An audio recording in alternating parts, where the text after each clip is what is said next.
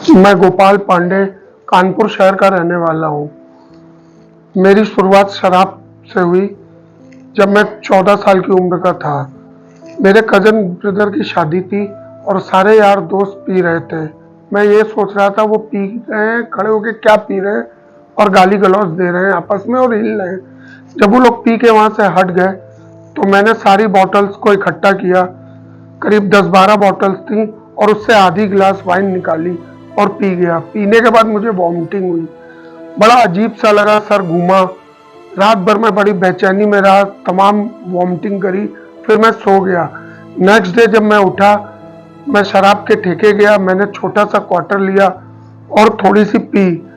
थोड़ी सी पीने के बाद मुझे वहीं पे फिर वॉमिटिंग हुई। फिर थोड़ी देर बाद अच्छा लगने लगा। मेरे घर में मेरे ब्रदर बड़े, मेरे फादर, मेरी मदर, 3 लोग थे। फादर मेरे जिला जज के पेशकार थे और मदर मेरी हाउसवाइफ थी। फादर सुबह निकल जाते थे, रात में आते थे। मुझे पूरा टाइम मिलता था तो मैं अपना छिप छिपा के पीने लगा और कंटिन्यू चालू कर दी मैंने। बहुत जब घर में मालूम पड़ा इस चीज का तो मुझे मार भी पिटी, सब कुछ हुआ, मगर मैंने पीना नहीं छोड़ा। जिसके चलते चलते फादर और मदर दोनों बहुत परेशान रहते थे। उन्होंने मुझे अपनी सिस्टर के यहाँ भी भेज दिया। सिस्टर के यहाँ भी रहा, फिर मैं वहाँ से चला आया लखनऊ से। फिर भी मेरी आदत छूटी नहीं। मैं पीते ही रहा, मैं पीते ही रहा। पीने के बाद मुझे कुछ नहीं अच्छा लगता था कि बस कुछ भी अच्छा लगे, बस पीना ही अच्छा लगता था। कि ये लगता था कि जिंदगी अब मेरी यही है। ये सोच के फादर के टेंशन से हार्ट अटैक हो गया और वो चल बसे कि इतनी छोटी उम्र से मैंने सारी गलत आदतें सीख ली, गलत यार दोस्त संगत बना ली। जब फादर नहीं रहे तो मदर ने भी समझाना चालू किया। उनको भी टेंशन से कैंसर हो गया और वो भी एक्सपायर होकर चली गई। मानो मुझे बिल्कुल छुट्टा हो गया मैं। ब्रदर थे, फादर की जगह उनकी जॉब लग गई, वो भी अपना चले जाते थे, मैं अपना पीने में मस्त हो जाता था। अचानक मेरे कुछ मोटर पार्ट्स वाले मिलने वाले थे। उन्होंने मेरे को कहा कि जॉब कर लो मार्केटिंग का। तो मैंने जॉब कर ली बहादुरगढ़ हरियाणा में, मार्केटिंग की जॉब कर ली। वहाँ स्पेयर पार्ट्स वगैरह बनता था। स्पेयर पार्ट्स में मुझे रुचि भी थी, मैंने वहाँ का मार्केटिंग काम कर लिया। मैं पूरा पंजाब, हरियाणा, राजस्थान और यूपी 4 स्टेट अकेले देखता था और डेली मेरा होटलों में जाना होता था और रुकना होता था। वहीं मैं मंगाता था, पीता था, खाना खाता था और सो जाता था। सारे डिस्ट्रीब्यूटरों के साथ उठना बैठना होता था, कंट्रोल कुछ हो नहीं पाता था। कभी दिन से चालू होती थी तो कभी सुबह से ही चालू होती थी, कभी काम ज्यादा होता था तो शाम को, मगर चलनी डेली होती थी। कब बोतल खुलती थी और कब खत्म हो जाती थी, कब दूसरी आती थी, ऐसी आदत पड़ गई। फिर मैं अपनी जब काम पूरा कंप्लीट करने के बाद फैक्ट्री पहुंचता था तो फैक्ट्री में मेरा रूम अलग था। रूम में ही भी मंगवाता था क्योंकि हरियाणा एक ऐसा शहर है कि वहाँ बिल्कुल फैक्ट्री से बाहर निकलने के बाद भी सामने ठेके पड़ते थे। मैं मंगवाता था और वहीं फैक्ट्री में पीता था, वहीं टिफिन मंगवा के खाना खाता था। ये बात भी मेरे बॉस को किसी ने बता दी। बॉस ने भी कहा कि पांडे जी फैक्ट्री में पीते हो, चलो आपको मैं अलाउड करता हूँ, मगर एक लिमिट बनाओ। मैंने वो लिमिट कभी बनाई नहीं। क्वार्टर से चालू हुआ था, कब बोतल पे आ गया, बोतल से कब 1.5 बोतल में आ गया, मुझे खुद नहीं पता चला। ऐसे ही कंटिन्यू किस्सा चलता रहा। एक दिन मैं घर गया। घर में जब गया तो मदर की तबीयत बहुत खराब हो गई थी। उन्होंने लास्ट टाइम मुझे समझाया कि बेटा अब आंखें मेरी भी मुन जाएंगी तो फिर कुछ फायदा नहीं रहेगा। तो ऐसे करके मदर भी चल पड़ी थी। फिर ब्रदर थे, ब्रदर ने भी बहुत समझाया, मुझे कुछ समझ में नहीं आता था। बस ये था कि मैं अपनी नौकरी के प्रति बहुत सचेत रहता था, काम मन से करता था, इसलिए मेरे को वहां पे बॉस वगैरह भी कुछ नहीं कहते थे। अपना काम कंप्लीट करता था और फिर मैं पीने बैठ जाता था। किसी भी स्टेशन में हो, चाहे पंजाब हो, चाहे हरियाणा हो, चाहे वो राजस्थान हो, चाहे वो यूपी हो, जहां मेरा काम खत्म वहीं मैं बोतल लेके बैठ जाता था पीने। आदत मेरी बदली नहीं। मेरे भाई साहब ने बहुत समझाया, मुझे फोन में भी बहुत समझाया, मुझे कुछ भी समझ में नहीं आया। एक बार मैं छुट्टियों में घर गया, काफी समय बाद, 1 साल बाद गया। भाई साहब ने मुझे बहुत समझाया कि मेरी भी तबीयत अंदर से खराब रहती है, मुझे डॉक्टर के यहाँ चलना। मैं डॉक्टर के यहाँ उनको लेके गया। उन्होंने प्रॉब्लम पूछी और बायोप्सी वगैरह करवाई। बायोप्सी में उनको कैंसर निकल आया। उन्होंने कहा तुरंत तत्काल इनका ऑपरेशन वगैरह करवाओ। तो ऑपरेशन वगैरह वो टाटा करवाने चले गए अपने साले और अपनी वाइफ के साथ। अब मैं घर में अकेले बच्चा, तो मुझे भी नहीं जैसे पीने वालों को एक बहाना मिलता है कि अब मैं क्या करूंगा, अब मेरा कोई भी नहीं है, भाई साहब के कैंसर हो गया। तो मैं जो है फ्री होल्ड बिल्कुल पीने लगा शराब, सुबह से शाम तक पीने लगा। और ऐसा पीने लगा कि मैं कभी इंग्लिश पीता था तो मैं देसी पीने लगा, और देसी ऐसी पीने लगा कि अगर मेरे पास रात में 2:30 बजे भी नहीं है तो कानपुर में मुझे ऐसे ऐसे घर पता है, घर के पास ही थे, कि मैं दरवाजा खटखटाता था तो 2:30 बजे भी मुझे 10 रुपए महंगा क्वार्टर मिल जाता था और मैं पी लेता था। फिर भी मन नहीं भरता था, फिर दरवाजे खटखटाता था, फिर मैं लेता था और फिर पी लेता था। ऐसे करते करते सुबह के 7 बज जाते थे, और कब 7 बज गया और कब मैं बिल्कुल टल्ली हो गया और कब मैं फिर बाहर निकल गया, मुझे इतना भी होश नहीं रहता था। फिर थोड़ी देर बाद जब वो डाउन होता था तो फिर मैं पीने निकल जाता था। ऐसे ही कार्यक्रम 4 महीने कंटिन्यू चला। उधर भाई साहब की सर्जरी और कीमो सारा कंप्लीट हो गया था, वो वापस आए। उन्हों को जब मेरे मोहल्ले वालों ने बताया कि मेरी पोजीशन बड़ी खराब है, इतना पी रहा हूँ, इतना पी रहा हूँ, इतनी गंदगी कर रहा हूँ, कि उन्होंने बहुत समझाने की कोशिश करी। यही सोचते सोचते लास्ट टाइम उनका भी दम निकल गया और वो भी एक्सपायर हो गया, और मैं सुधरने की जगह और बिगड़ता चला गया। यह हालत हो गई थी कि मेरे मोहल्ले में कोई घर ऐसा नहीं बाकी था कि जहां से मैंने 100, 200, 500 पूरे मोहल्ले में, जिस भाई की इतनी रेपुटेशन, जिस फादर की इतनी रेपुटेशन, इतनी इज्जत कि 1000 पुलिस वाले पैर छूते थे, 1000 क्लाइंट पैर छूते थे, पूरा मार्केट दौड़ता था कि पांडे जी आ गए। वहीं मैंने इतनी उनकी थूथू करवाई अपने भाई की और अपने फादर की कि हर घर से उनकी इज्जत को देखते हुए कोई किसी मना नहीं करता था। 1000, 500 हर कोई दे देता था। जब मैंने सारे घर खाली कर लिए, सारा मोहल्ला, फिर मैं अपने रिलेशन में गया। मेरे रिलेशन बहुत अच्छे थे, सारे रिश्तेदार बहुत अच्छे थे। कोई 2000 देता था, कोई 5000।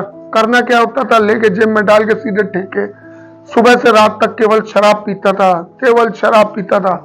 ये पोजीशन आ गई थी कि मैं मोहल्ले के अंदर अपने एंट्री करता था तो लोग मुझे देखते थे कि गोपाल आ रहा है, अब हट जाओ यहाँ से, नहीं पैसे मांगेगा, ये मेरे से उधार मांगेगा, इससे अच्छा वहां से हट जाओ।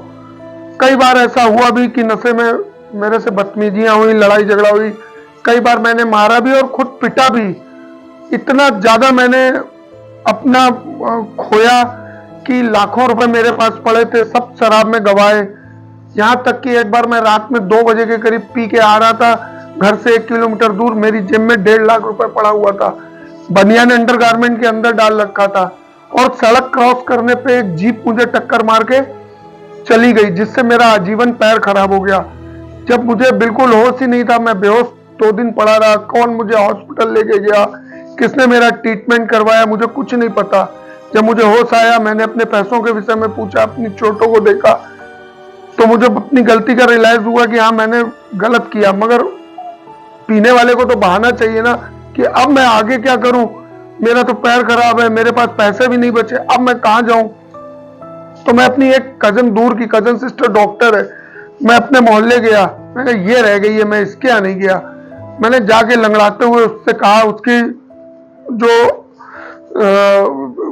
पीए लोग होती हैं वो, उन्होंने रोका, क्योंकि वो एक सर्जन डॉक्टर थी, लेडी डॉक्टर थी। तो मेरी वेशभूषा इतनी गंदी थी कि उन्होंने मुझे गेट पे ही रोक दिया। मैं कहा मैं उनका कजन ब्रदर हूँ। तो वो फिर भी नहीं मानी, मुझे कहती रुको मैं जाके पूछ के आती हूँ। उन्होंने अंदर पूछा, उन्होंने कहा तुरंत भेजो उसको। सारे पेशेंटों को उन्होंने बाहर निकाल दिया, इतनी लंबी लाइन लगी। तो उन्होंने मेरे से पूछा, गोपाल कैसे आए हो? तो मैंने कहा सिस्टर मैं बहुत परेशानी हूँ। मैंने झूठ बोला कि घर में कोई नहीं बचा है, भाभी ने ऐसा कर दिया मेरे साथ, मेरी भाभी ने वैसा कर दिया, मुझे पैसों की जरूरत है, मैं दिल्ली वापस जाना चाहता हूँ, हरियाणा, मुझे 1000 रुपए दे दो। तो सिस्टर ने अपना बैग खोला और मुझे 11,000 रुपए दिए, सगुन के टाइप के, कि जाके पहले अपने लिए कपड़े खरीद लो, अपना हुलिया सही कर लो, फिर जाना, और जरूरत हो और ले लो। मैंने कहा नहीं, कहा मैं 1000 रुपए की उम्मीद लेके गया था उसके पास कि शराब का आज का खर्चा निकल आएगा। कहा उसने मुझे 11,000 दे दिए। ऐसा लगा कि मेरी लॉटरी खुल गई। मैं हॉस्पिटल के नीचे उतरा और केवल 11-12 कदम में ठेका था, मैंने ये भी नहीं सोचा, क्योंकि इतनी ज्यादा क्रेविंग हो रही थी मेरे अंदर शराब की, मैं सीधे ठेके पहुंच गया। मैंने 5-6 क्वार्टर लगातार पिए वहीं खड़े होके, खाली क्वार्टर पिए, उसमें पानी भी नहीं मिलाया, कुछ नहीं पिया, क्योंकि मुझे 2 दिन पीने को नहीं मिली, पैसा ना होने की वजह, मैं हॉस्पिटल में था। जब मैंने पिया उसको, पीने के बाद मुझे एकदम से वॉमिटिंग हुई, खाली पेट था। 1 साल तो कंटिन्यू मैंने कुछ खाया ही नहीं है, केवल रेड़ियां जो होती हैं उनसे कभी एक पूड़ी खा ली, कभी एक भटूरा खा लिया। मेरा वेट, मेरा शरीर कुछ नहीं था, ऐसा लगता था कि कोई फूंक भी देगा मैं गिर पड़ूंगा। मैंने वो वहां से पीना चालू किया। वो 11,000 रुपए मेरे 2-3 दिन चले। मैंने इतनी पी 2-3 दिन में वहां से हटा नहीं, शराब से हटा ही नहीं। मैं ठेके के बाहर ही बैठा रहा कि जब मेरी खत्म हो जाए मैं खटखटाता था और पीछे खिड़की से ले लेता था। ये ऐसे ही चलता रहा। फिर मैं एक दिन घर पहुंचा। तुम कौन ऐसे शराबियों को रखता है? मेरी भाभी को, अपने बच्चों को भी देखना, जो मेरी भतीजी भतीजा, उनका फ्यूचर मेरी वजह से खराब हो रहा था। उन्होंने मेरे से हाथ जोड़ा और मेरे से कहा कि भाई ऐसा है गोपाल, कहीं किराए का कमरा ले लो और मेरे फैमिली को छोड़ो। तो मैंने कहा मेरी भी तो फैमिली है।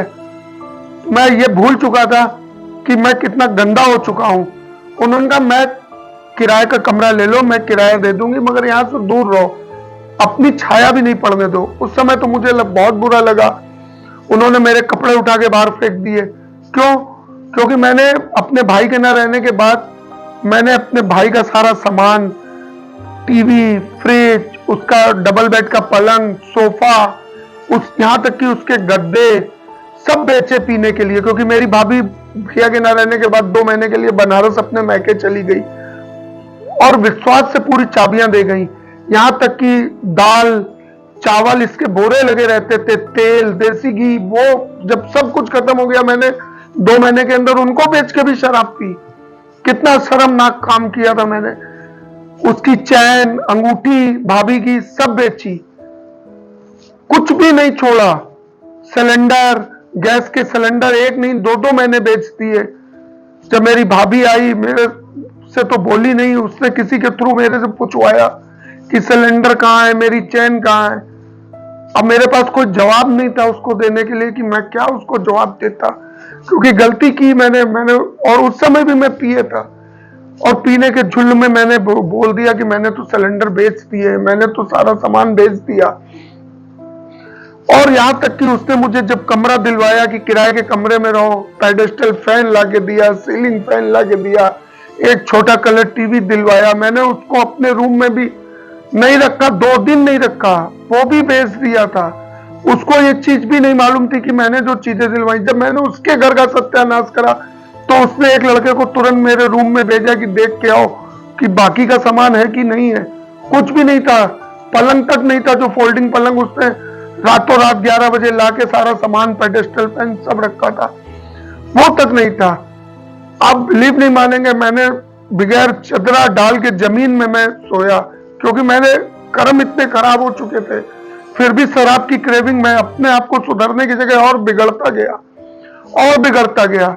उन्होंने मेरे से मतलब रखना छोड़ दिया, क्योंकि वो मुझे सुबह रूम बगल में था, आता था, ब्रेकफास्ट देती थी, दोपहर का खाना, रात का खाना, इसके अलावा मुझे खर्चे के लिए पैसे भी देती थी कि रख लो, तुम्हारे काम आएंगे। मैंने उनके साथ धोखा दिया। उसके बाद भी मैं नहीं सुधरा। उसके बाद भी मैंने इतनी हद करी कि ऐसा नाम बदनाम किया अपने परिवार का कि आज सोचता हूं तो खुद इतनी गिल्टी महसूस होती है। कोरोना काल चल रहा था, मेरे घर से आधा किलोमीटर दूर बड़ी हाई फाई जेंट्री रहती है, सारे डॉक्टर्स, इंजीनियर, मतलब मैंने सारी सरमाया सब बेच खाई थी। मैंने बैल दबाना लोगों के चालू कर दिए, बैलें दबाई, लोगों की घंटियां दबाई और झूठ बोला कि वाकई मेरी तबीयत खराब थी, मेरे फीवर था, कोरोना ऐसा लग रहा था। मैं कांपते हुए लोगों के सामने मैंने भीख मांगी कि सर मेरे घर में कोई नहीं बचा, मैं अकेला हूं, मैं जब कमाऊंगा तो आपके पैसे रिटर्न कर दूंगा सर, मैं आपके घर के बगल में ही रहता हूं, थोड़ी दूर में रहता हूं, पांडे जी कचहरी वाले का नाम किसी से भी पूछ लीजिएगा आप। मेरे कोरोना हो गया, मुझे तुरंत इंजेक्शन लगवाने हैं, डॉक्टर ने मुझे बोला हुआ है कि 3 इंजेक्शन लगवा लो नहीं मर जाओगे। सर मेरे पास एक पैसा नहीं है, प्लीज मेरी मदद करिए, मैं बहुत अच्छी फैमिली का हूं। मैंने ऐसे झूठ बोल बोल के अच्छी अच्छी फैमिलियों से हजारों रुपए लिए और ले जाके, कोरोना काल में ठेके बंद थे, घरों में बिकती थी, मैंने वहां से ब्लैक में दारू ले लेके पी।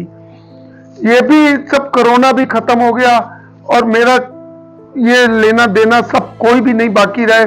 फिर एक दिन वो आया कि मैंने, पंजाबियों का मेरा साथ था, मैं गुरुद्वारों में जाने लगा।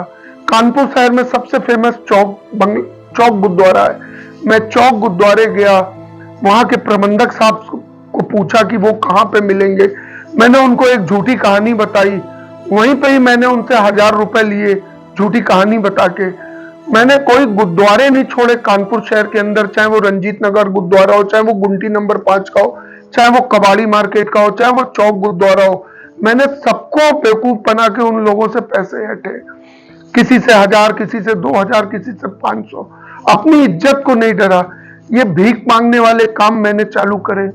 फिर जब सारे गुरुद्वारे भी हो गए, सारे रिश्तेदार हो गए, सारे पड़ोसी हो गए, सारे मोहल्ले वाले हो गए, फिर मैंने दिमाग लगाया कि अब मैं पैसा कहां से लाऊं, मुझे क्रेविंग हो रही है, मुझे कुछ नहीं सूझ रहा है, मुझे शराब चाहिए। अब मैंने 2 दिन हो गए, 1 दिन हो गए, मैंने पी नहीं, अब मेरे हाथ पैर ढीले पड़ने लगे। अब मैं क्या करूं, मुझे वॉमिटिंग हो, खाली पेट में क्या करूं। मैंने चर्च अपनाई कि चर्च में जाओ। मैं चर्च में गया, पादरी फादर से रिक्वेस्ट करी कि सर ऐसी ऐसी बात है, मैं बहुत परेशान हूं, मैं यहाँ से कानपुर शहर छोड़ना चाहता हूँ, प्लीज मेरी हेल्प करिए फादर। वो लोग इतने दयालु थे कि उन्होंने पूछा मेरे से कि क्या चाहिए। मैंने उनसे बोला कि मेरे को किराया भाड़ा चाहिए केवल वहां तक पहुंचने का। उन्होंने मेरे से पूछा कितने रुपए लगेंगे, मैंने उनसे कहा 700-800 रुपए लगेंगे। उन लोगों ने मुझे 1000 रुपए दिए। वहां चर्च में जितने लोग आए, पादरी और जितने सब प्रेयर करने आते हैं, उन्होंने मेरी मदद करी। वहां से जब मैं निकला मरियमपुर चर्च से, तो मेरे पास 4700 रुपीज थे, 4700 रुपए। मैंने बाहर आया, मैं कहा ये अच्छा मैंने बेवकूफ बनाने का काम किया। मन ही मन में बहुत खुश हुआ, इतना खुश हुआ अपने आप को जैसे मैं शाबाशी दे रहा हूं। मगर मैं ये नहीं सोच रहा था कि मेरे साथ क्या हो रहा, मैं किसकी इज्जत से जुड़ा हूं, मैं ये भीख मांग रहा हूं, क्या कर क्या रहा हूं, कुछ नहीं समझ में आ रहा था। मैंने वहां 4700 रुपए गिने और सीधे वहां से 2 किलोमीटर दूर ठेके में आया कि यहाँ चर्च अभी छूटेगा, क्योंकि पीने वाले का दिमाग एक आम आदमी से 10 गुना ज्यादा तेज चलता है कि कोई आ ना जाए, कोई मुझे यहाँ ठेके के बाहर देख ना ले अगर मैं यहाँ पीऊंगा। तो मैं 2-3 किलोमीटर आगे टेम्पो पकड़ के चला गया। वहां जाके मैंने खूब पीने के बाद फिर मैं अपने मोहल्ले वापस आया, वहां मंगवाई, फिर पिलाई भी। आप भी जानते हैं कि शराब पीने वाले बहुत सारे लोग होते हैं, फ्री की पीने वाले और बिगाड़ने वाले बहुत लोग होते हैं। इतने में भी कहानियां नहीं रुकी, मैं पीता रहा। फिर एक दिन 2-4 दिन बाद मेरी सिस्टर को सारे हाल चाल मेरे मालूम पड़ते रहे। मेरी बड़ी सिस्टर वहीं कानपुर में पी रोड में रहती है। मेरी भाभी भी मेरे हाल चाल बताती थी, क्योंकि मोहल्ले के सारे लोग बताते थे। वो लोग बहुत परेशान थे मेरे से, इतना ज्यादा परेशान थे कि ये क्या करें, क्या कर दूं कि ये सुधर जाए। एक दिन इतनी मैं पी के अपने गुरु, जो मेरे परिवार के फैमिली के गुरु थे, मैं वहां गया। पहले गया मैं अपने पुराने मोहल्ले गुंटी नंबर 5, वहां से उनका एड्रेस लिया कि वो जूही पे मिलेंगे, उनका आश्रम वहां पे है। मैं उनके पास पहुंचा, जो शंकराचार्य जिनको बोलते हैं, जो खुद एक भगवान के भक्त बहुत बड़े होते हैं, उन्होंने ही मेरा नामकरण किया था, जिनको देखने के लिए, उनके दर्शन करने के लिए हजारों लोग आते हैं। क्योंकि वो फादर ने मेरी एक प्रॉपर्टी का काम उनका फ्री में करवाया था। तब उस समय जब मैं छोटा था तो वो करोड़ों की जमीन थी, इसलिए वो बड़ी रिस्पेक्ट करते थे मेरे फादर की। मैं वहां पहुंचा उनके यहाँ, उन्होंने मेरे को देखा, काफी एजेड हो गए थे। तो मैंने उनसे पूछा कि सर आपने मुझे गुरुजी पहचाना? तो बोले नहीं। तो मैंने कहा मैं पांडे जी का बेटा छोटा गोपाल, याद है आपको, आपके आश्रम में मैंने कितना काम करवाया? बोले हाँ, बोलो कैसे आना हुआ। उन्होंने मुझे बहुत इज्जत दी। मैं कहा आप ही का नाम दिया हुआ मेरा गोपाल पड़ा हुआ, मगर क्या फायदा, इतने बड़े सन्यासी आदमी ने मेरा नाम रखा, उनका नाम भी मैंने सब बदनाम करा। मैंने उन्होंने पूछा कैसे आना हुआ, मैं उनके सामने बहुत रोया, गिड़गिड़ाया। मैंने कहा गुरुजी आज मुझे पैसों की जरूरत है, मुझे किसी ने मेरे साथ नहीं दिया। तो मेरे गुरुजी ने ये कहा कि वो जो मामा लोग आपके बगल में रहते हैं उनको क्या पता कि शराबियों का कोई साथी नहीं होता, सारे यार दोस्त, सारे मोहल्ले वाले, सारे रिश्तेदार सब पीछा छुड़ाते हैं। ये मैं अच्छी तरह जान चुका था। जैसे मैंने आपको बताया कि एक शराबी का दिमाग एक आम आदमी से ज्यादा तेज चलता है, इसलिए मैंने सीधे उन पे हमला किया कि उनको कोई क्वेश्चन करने का मौका ही नहीं मिलेगा। मैंने उनसे कहा गुरुजी मेरी कुछ मदद करो, मैं हरियाणा वापस जाना चाहता हूँ, मेरा कोई साथ नहीं दे रहा, परिवार में कोई बचा नहीं, भैया भी खत्म हो गए, मुझे कुछ रुपयों की जरूरत है। उन्होंने बोला मेरे से बताओ गोपाल कितने पैसे दे दूं। मैंने उनसे कहा 2500 रुपए। उन्होंने तुरंत अपनी जो गेरुए कलर की पैंट थी उसके अंदर हाथ डाला और मुझे 2500 रुपए दे दिए। मैं वहां से बाहर आया और फजलगंज का टेम्पो सीधे पकड़ा कानपुर में, और सीधे टेम्पो से उतरते ही ठेके के बाहर पहुंचा, देखा कि अभी 8:30 बजे, 1.5 घंटे ठेके खुलने में। आधा किलोमीटर में दूर गया, दरवाजे खड़खड़ाए, मुझे तो सारे अड्डे पता थे। मैंने वहां तुरंत 3 क्वार्टर लिए और पिए। सामने ब्रेड पकोड़े वाला खड़ा हुआ था, उसकी दुकान में गया, एक ब्रेड का पकोड़ा खाया और उसको ही पैसे दिए कि 2 क्वार्टर और ले आओ। और वो मेरे लास्ट दिन था। फिर वो पैसे मेरे पीता गया और एक फ्रेंड मेरा और वही मोहल्ले में रहता था उसको बुला लिया। मेरे पास 100-150 रुपए बचे, मैं अपने घर की तरफ बढ़ गया। फिर मैंने कहा अब मेरा क्या होगा, ये तो मेरी उतरने लगी है शराब, क्योंकि मेरे इतनी कैपेसिटी हो गई थी शराब की कि 15-20 क्वार्टर तो मैं सुबह ही पी जाता था, लेकिन मुझे पता ही नहीं चलता था कि मैंने शराब भी पी है। इतनी मेरे लीवर में जगह बन चुकी थी उस शराब की, इसमें इतनी ज्यादा कैपेसिटी हो गई थी कि मुझे कुछ पता ही नहीं चलता था कि मैं शराब पी हूं, मुझे चढ़ भी रही है कि नहीं चढ़ रही है। मैंने कहा अब मैं कहां से लाऊं पैसे। फिर मुझे याद आया कि एक आरटीओ ऑफिस में यातायात माया वाले टप्पू पप्पू भैया हैं, ये मेरे दूर के रिश्तेदार हैं, मैं इन्हीं के यहाँ नहीं गया हूं, अब वहां चलता हूं। तो मैं आरटीओ ऑफिस गया, मैंने उनको पूछा, तो वो बोले सर वो तो कल्याणपुर में मिलेंगे, त्रिभुवन गेस्ट हाउस उनका है। तो मैंने मन में लगाया गेस्ट हाउस बनवा लिया, अब तो वो बहुत पैसे वाले पहले थे, अब तो और हो गए होंगे। मैं उनके यहाँ गया, उनका बेटा बैठा हुआ था, वो मुझे पहचानता नहीं था। मैंने अपना इंट्रोडक्शन दिया उससे कि मैं गुंटी नंबर 5 से आया हूँ, गोपाल पांडे, रमाशंकर पांडे का बेटा हूँ। तो उसने मेरे पैर छुए कि चाचा जी आप, बोलिए कैसे आए। मैंने उसको अपनी प्रॉब्लम बताई कि ये प्रॉब्लम है, मुझे बहुत जरूरी काम है पापा से, बेटा बात कराओ। वो बोला वो तो लखनऊ गए, आप फोन में बात कर लो। मैंने उनसे फोन में बात करी। मैंने कहा टप्पू भैया मैं आया हुआ हूँ इतनी दूर, मुझे बहुत इमरजेंसी काम था। बोले बोलो बोलो गोपाल क्या काम है, कैसे आना हुआ। तो हमने कहा आपने गेस्ट हाउस, तो थोड़ा मक्खन पालिश करी उनको कि वो खुश हो जाए। मैंने कहा आपने तो बड़ा शानदार गेस्ट हाउस बनाया, मैरिज हॉल बनाया। बोले हाँ हाँ, और कैसे आए हो। मैंने कहा टप्पू भैया आज पहली बार आपके पास आया हूँ किसी काम से, भैया भी नहीं रहे, मुझे अचानक 2000 रुपए की जरूरत पड़ी, मुझे कुछ सूझ नहीं रहा था। बोले मेरे बेटे को फोन दो। मैंने उनके लड़के को फोन दिया, उन्होंने कहा तुरंत उनको 2000 रुपए दे दो। उसने मुझे पूछा भी नहीं और बेल दबाई और लड़के से कहा 2000 रुपए ले आओ। वो 2000 रुपए लाके उसने मुझे दे दिए। मैंने कहा बेटा मैं चलूं, उसने मेरे पैर छुए, मैं बाहर आया। बाहर आके बस चल रही थी, मैंने बस पकड़ी और अपने मोहल्ले आ गया। मैं कहा चलो 2000 रुपए मिल गए, पीता हूं। फिर मैंने पीना चालू कर दी। मैंने 1000 रुपए की शराब वहीं खड़े होकर अकेले पी, कोई नहीं था साथ में, 1000 रुपए की शराब पी गया।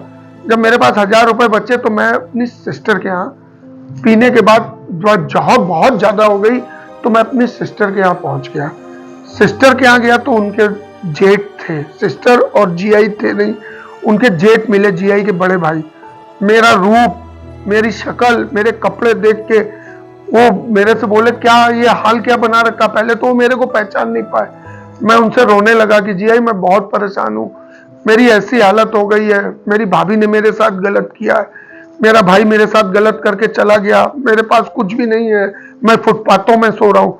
क्यों, एक्चुअली ये सब बनाई हुई मेरी ही बातें थी, क्योंकि मुझे उनसे भी पैसे चाहिए थे। तो वो मेरे से बोले कि क्या प्रॉब्लम क्या है। मैं कहा जीआई मैं बहुत ज्यादा परेशान हूँ, मैं अपनी सिस्टर के पास आया हूँ। वो बोले वो तो है नहीं, कहीं गई हुई है। हमने कहा जीआई ऐसी ऐसी बात है, मुझे 1000 रुपए दो। उनसे कभी पैसे लिए नहीं थे, वो एचबीटीआई में प्रोफेसर है, उन्होंने तुरंत 1000 रुपए निकाल के 500 के नोट दे दिए। मेरे मन में आया मैं अगर 2000 मांगता तो मुझे 2000 भी मिल जाते, चलो इसी में ही तसल्ली रखो। मैं वो 1000 मेरे पास थे, मैं जरीब चौकी उनके घर के बगल में था, 100 मीटर में मैं पहुंच गया।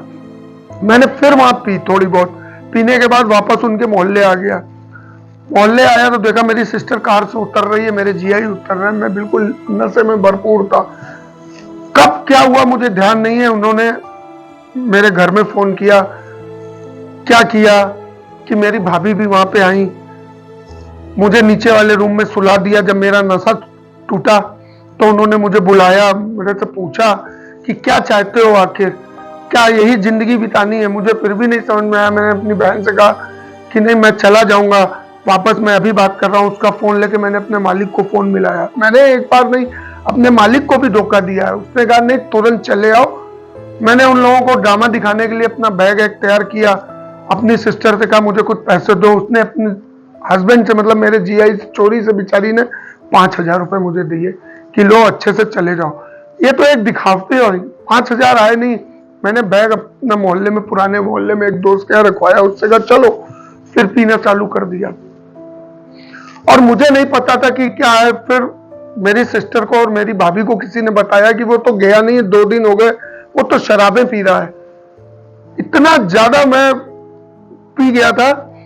तो मेरी बहन और मेरी भाभी ने और मेरे बहनों ने समर्पण नशा मुक्ति केंद्र गूगल में देखा होगा, यहाँ का पता, तो उन्होंने सर्च किया तो समर्पण नशा मुक्ति केंद्र निकला। जब मैंने सारी हदें पारी कर दी थी, मैं पी के फिर पहुंचा घर उनके, तो उन्होंने मुझे अपने नौकर से बोला कि ये और पिएगा, इसको नीचे वाले रूम में बैठा लो।